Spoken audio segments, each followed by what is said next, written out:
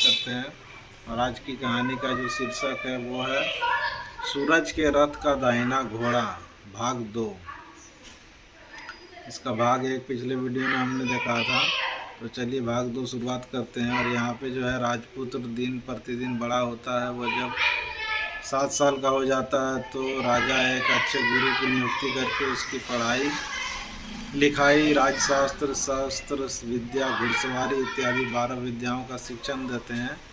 जब वह सब शास्त्र विद्या में पारंगत हो जाता है तो 12 साल की उम्र का हो जाता है, तब एक अच्छी सी राजकन्या खोजकर उसकी शादी कर देते हैं। तो 2 और साल बीत जाते हैं। बेटा 14 साल का हो जाता है। एक दिन राजपुत्र राजा से बोलता है, पिताजी मैं अपना सारा राज्य घूमकर देखना चाहता हूँ। आज तक मैंने सिर्फ इस राजवाड़े के अतिरिक्त कुछ नहीं देखा है। बेटे की बात सुनकर राजा चिंतित हो जाता है, क्योंकि पुत्र को 14वें साल शुरू हुआ था। अब कोई अनहोनी होने का वक्त नज़दीक आ पहुँचा था। राजा ये सब बातें पुत्र को बता नहीं सकता था। वह क्या करता है कि चेहरे पर खुशी लाकर बेटे से कहता, हाँ हाँ जरूर बेटा, जाओ, तुम्हें अपना सारा राज्य घूमकर देखना चाहिए, कहाँ क्या है यह सब जानना चाहिए। कल मेरे बाद तुम्ही को तो राजा बनना है। मात्र एक बात का ध्यान रखें, तुम जहाँ जा रहे हो, क्या कर रहे हो, यह बात अपनी पत्नी को नहीं बताना।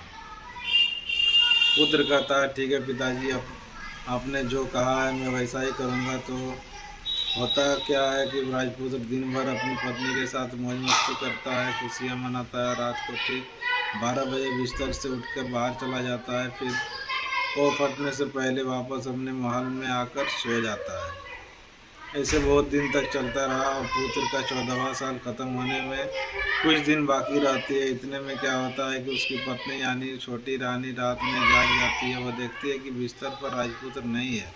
वह महल में सब जगह देखती है तो राजपुत्र कभी भी नज़र नहीं आता। तो वह क्या करेगी, किससे कहेगी, वह चुपचाप रहती है। फिर भोर होने पर वह देखती है कि उसका पति अपनी जगह सोया हुआ है।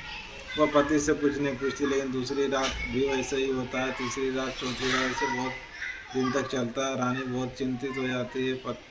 पति रात को कहाँ जाता है, किससे मिलने जाता है, उसके मन में ढेर सारे सवाल उठते हैं, लेकिन उसे पूछने में उसे डर लगता है। शायद पति गुस्सा कर बैठे। सास ससुर के पूछने के बारे में सोचा तो उसे कुल मर्यादा बीच में आ जाती है। तो इस तरह मन ही मन वह कुड़ती रहती है। इस हालत में उसे खाने पीने में दिलचस्पी नहीं थी, दुबली पतली होती जाती है। उस राज्य में फूल बेचने वाला एक बूढ़ी मालिन थी। वह हमेशा छोटी रानी को फूल देने उसके महल आती थी। उस बुढ़िया का ध्यान छोटी रानी पर जाता है। वह उससे पूछती है, बेटी तुम्हें इस बात का दुख है, तुम इस तरह सूख कर कांटा क्यों हो रही हो।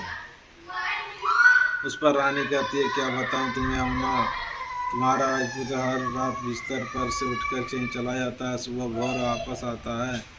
वह कहाँ जाता है, प्रेमिका से मिलता है, मिलने जाता है, या क्या करता है, ये सोचकर मेरे अन्न जल ग्रहण नहीं कर पाती हूँ, सूख कर कहाँ इस तरह कांटा बन गई हूँ। बुढ़िया सब बात सुनकर उसे एक उपाय बताती है, तो बेटी ऐसा करना, आज रात तुम मत सोना, उसके पीछे जाकर देखना कहाँ जाता है, क्या करता है, उसकी अच्छी तरह से पहरेदारी करना। पर मुझे नींद आ गई तो तुम्हें नींद ना आए, इसलिए एक काम करना, अपने बाएं हाथ की उंगली में एक जख्म करना, उस पर थोड़ी सी मिर्च छिड़कना, तुम्हें बड़ी जलन होगी और इस पीड़ा से तुम रात भर सो नहीं पाओगी। दोस्तों, ये थी आज की कहानी का दूसरा भाग। आशा करते हैं अच्छी लगी होगी, तो वीडियो को लाइक शेयर जरूर करें, साथ ही चैनल को सब्सक्राइब करें। मिलते हैं नए वीडियो के साथ, तब तक